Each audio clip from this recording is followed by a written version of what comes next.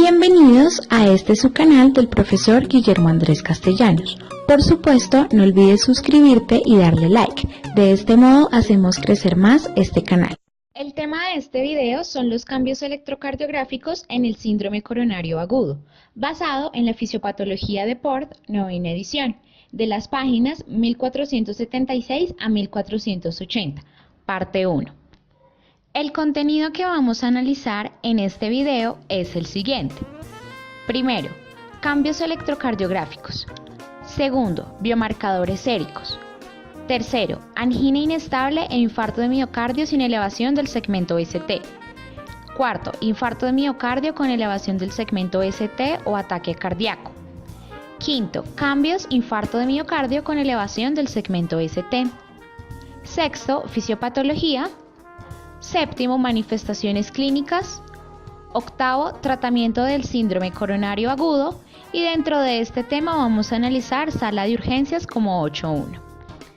El síndrome coronario agudo incluye angina inestable, infarto de miocardio sin elevación del segmento ST sin onda Q e infarto de miocardio con elevación del segmento ST con onda Q. Las personas sin elevación del segmento ST en la electrocardiografía son aquellas en las que la oclusión coronaria trombótica es subtotal o intermitente, mientras que los pacientes con elevación del segmento ST casi siempre tienen oclusión coronaria completa en la angiografía. Al final, muchos tienen infarto de miocardio con onda Q. Cambios electrocardiográficos. Los cambios electrocardiográficos típicos que ocurren en el síndrome coronario agudo incluyen inversión de la onda T, elevación del segmento ST y desarrollo de una onda Q anómala. Es posible que los cambios no aparezcan de inmediato con los síntomas y varían mucho según la duración del accidente isquémico, agudo o en evolución, su extensión subendocárdico o transmural y su localización anterior frente a posterior inferior. Como estos cambios casi siempre requieren tiempo para desarrollarse y se observan en las derivaciones, electrocardiografías que captan el área afectada del miocardio, está indicada la vigilancia en serie con electrocardiogramas de 12 derivaciones.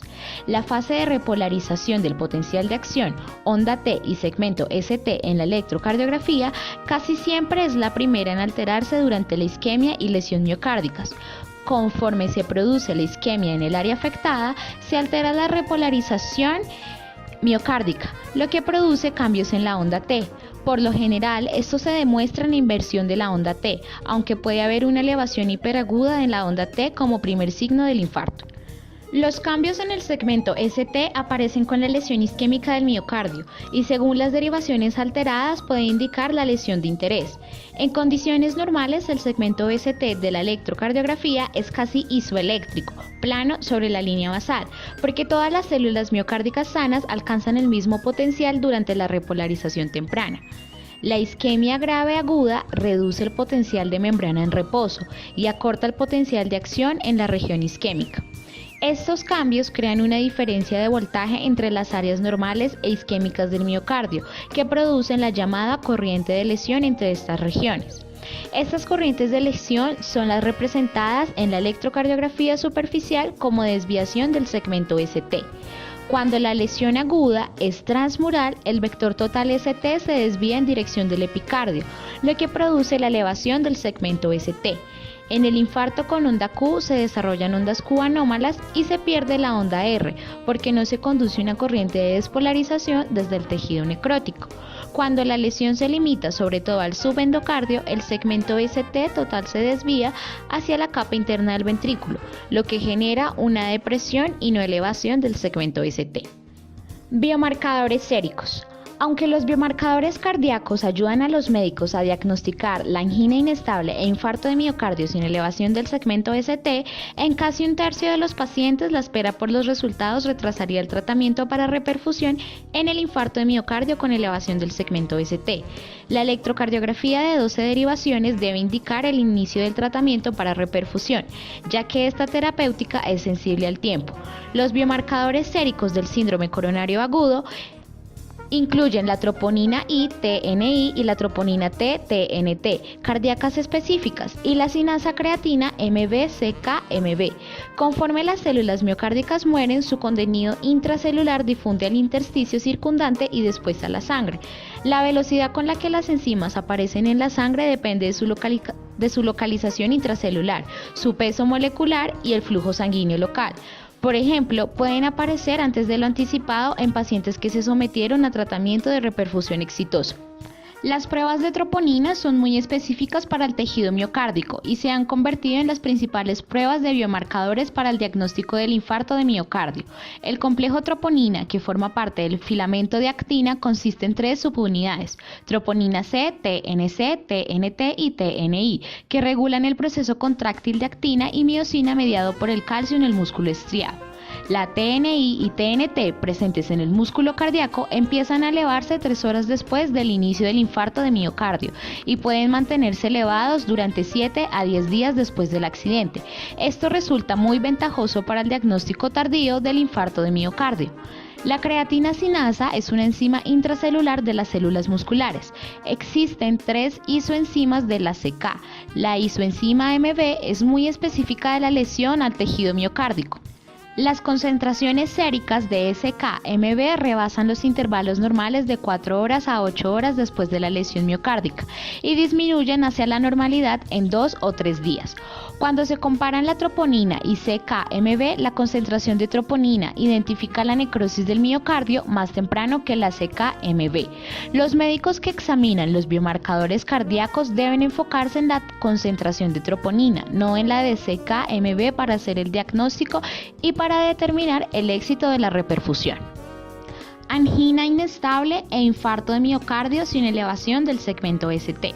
La angina inestable e infarto de miocardio sin elevación del segmento ST se considera un síndrome clínico de isquemia de miocardio que varía desde la angina estable hasta el infarto de miocardio. Por lo general, la angina inestable e infarto de miocardio sin elevación del segmento ST difieren en que la isquemia sea lo bastante grave para causar daño miocárdico suficiente para liberar cantidades detectables de marcadores cardíacos en el suero. Se considera que las personas sin evidencia de marcadores séricos de daño miocárdico tienen angina inestable, mientras que el diagnóstico de infarto de miocardio sin elevación del segmento ST se establece si hay marcadores séricos de lesión miocárdica. La fisiopatología de angina inestable e infarto de miocardio sin elevación del segmento ST puede dividirse en 5 fases. Primero, desarrollo de la placa inestable que se rompe o erosión de una placa con trombosis superpuesta no oclusiva. Segundo, obstrucción causada por espasmo, constricción, disfunción o estímulo adrenérgico. Tercero, estrechamiento grave del lumen coronario. Cuarto, inflamación. Quinto, cualquier estado fisiológico que cause isquemia derivada de la disminución del suministro de oxígeno como fiebre o hipotensión. La inflamación puede tener un papel prominente en la inestabilidad de la placa. Las células inflamatorias liberan citocinas que adelgazan la capa fibrosa y la vuelven más susceptible a la ruptura o erosión. El dolor relacionado con la angina inestable e infarto de miocardio sin elevación del segmento ST es persistente e intenso. Se caracteriza por al menos uno de los siguientes 3 elementos. 1. Ocurre en reposo o con esfuerzo mínimo. Casi siempre dura más de 20 minutos y no se alivia con nitroglicerina. 2. Es intenso y se escribe como dolor franco y nuevo, o sea, menos de un mes de antigüedad. Y 3. Es más intenso, prolongado o frecuente de lo que se había experimentado antes.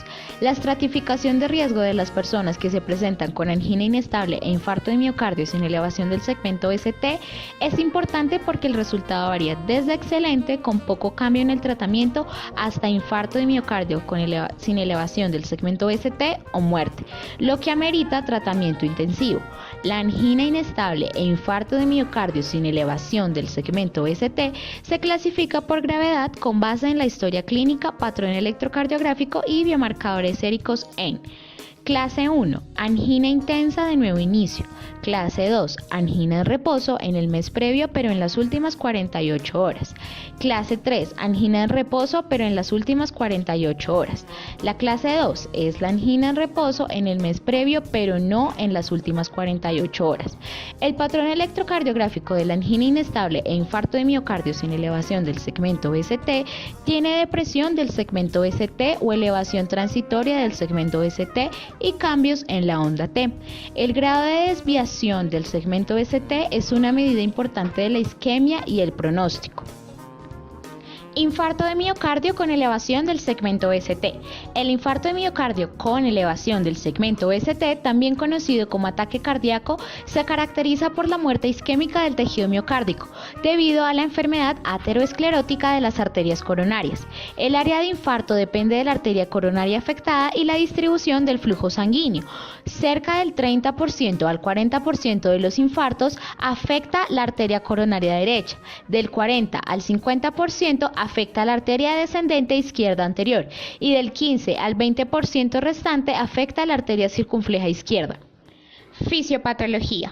La extensión del infarto depende de la localización y la extensión de la oclusión, la cantidad del tejido miocárdico irrigado por el vaso, la duración de la oclusión, las necesidades metabólicas del tejido afectado, la extensión de la circulación colateral y otros factores como la frecuencia cardíaca y la presión arterial. Un infarto puede afectar al endocardio, miocardio, epicardio o una combinación de ellos. Los infartos transmurales afectan todo el grosor de la pared ventricular y casi siempre ocurren cuando se obstruye una sola arteria. Los infartos subendocárdicos afectan 1/3 a la mitad de la pared ventricular y son más frecuentes en presencia de arterias con estrechamientos graves, pero aún permeables. La mayoría de los infartos es transmural, afecta la pared del ventrículo izquierdo y el tabique interventricular. La principal consecuencia bioquímica del infarto de miocardio es la conversión del metabolismo aeróbico al anaeróbico, con producción insuficiente de energía para mantener la función miocárdica normal.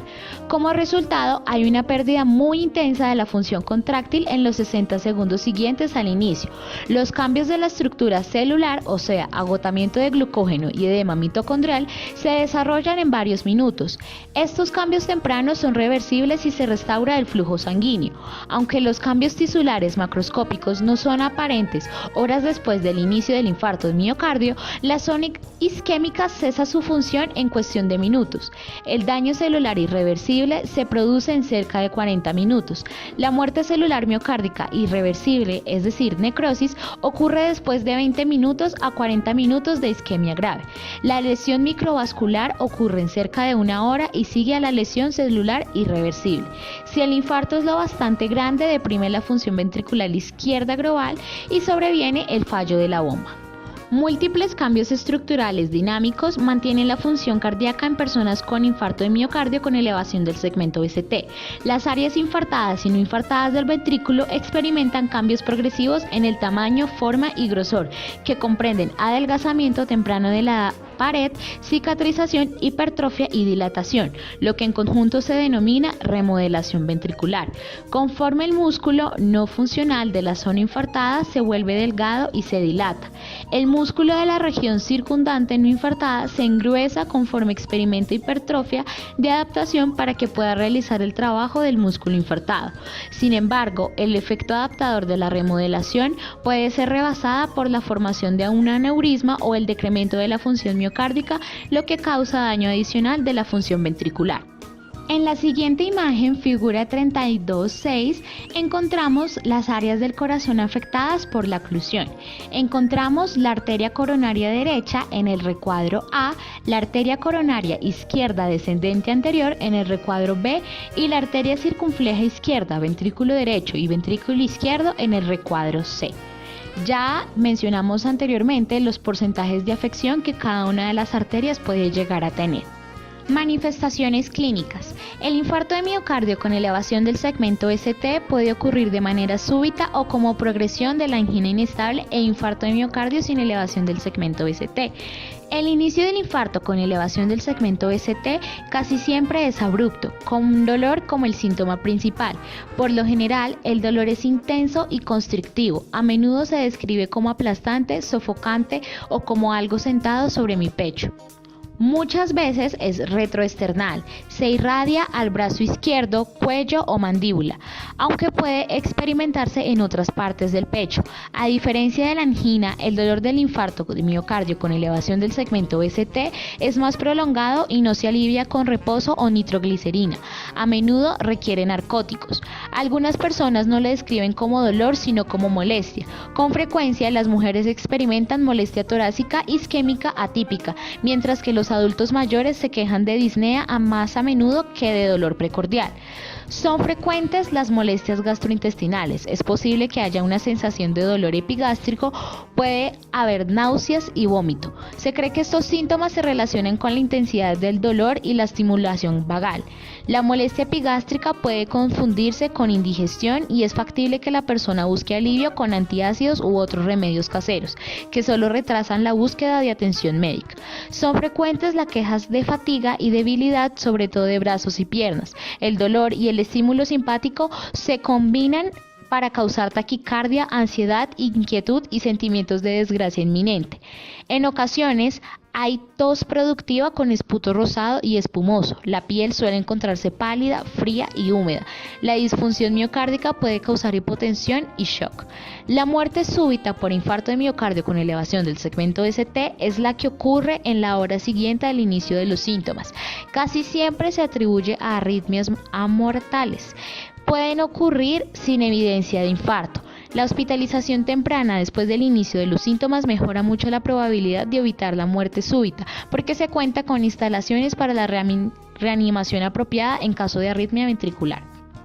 En esta imagen figura 32.7, infarto de miocardio agudo, el corte transversal de los ventrículos de un hombre que murió unos cuantos días después del inicio del dolor torácico intenso.